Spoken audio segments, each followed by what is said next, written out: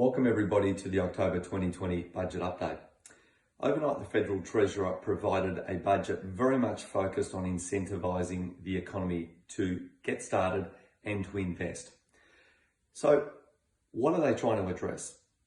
Globally, the economy is predicted to shrink by 4.5% over this next 12-month period. Australia has contracted by 7%, but compared to a lot of other countries around the world, such as the UK that contracted at 20%, we haven't fared too bad. However, we are in a recession.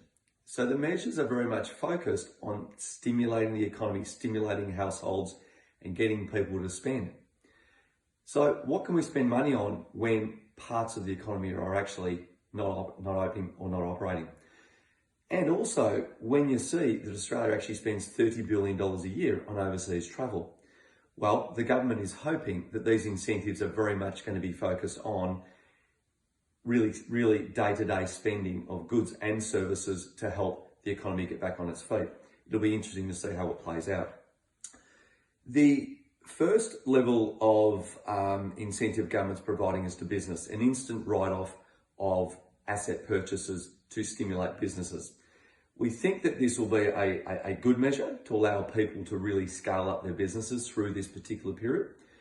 And it'll be interesting to see how many businesses actually take that up compared to how many have actually been hurt through this particular period. The second one is the bringing forward of tax cuts. For a person with an income of $60,000, there's going to be $2,400 per annum on savings. For people with an income of $200,000 per annum, $5,400 of savings. So will this money be instantly spent, or will people be conservative and put that away for a rainy day? We think that there will definitely be some degree of spending because households, when the economy is open, have actually spent through this period because they haven't had a lot of money to spend, haven't had a lot of things to spend money on. Thirdly, there's going to be a big incentive for people to hire and really for younger people to enter the workforce. There's going to be up to $200 per week paid to really get those people into the workforce, which we think is really effective. There's also going to be an additional 10,000 first home buyer loan application support, which we also think should stimulate that part of the economy. It has been certainly anemic in areas like Victoria. However, I think as we've seen in Sydney and other parts of Australia that have opened up, is the property sector has actually been performing reasonably well.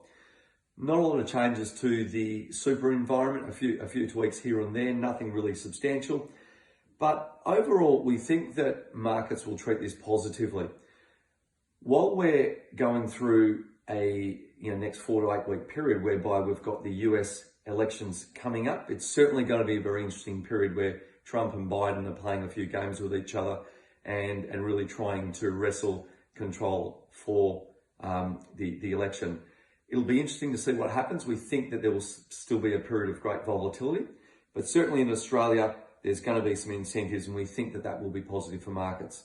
We always advocate a strong diversification of assets and portfolios to really support periods like this, whereby I guess we're still not through COVID. It is still going to take some time to get a vaccine and things will remain volatile. Thank you very much for listening, and we'll look forward to also providing an added summary to the budget overnight. Thank you.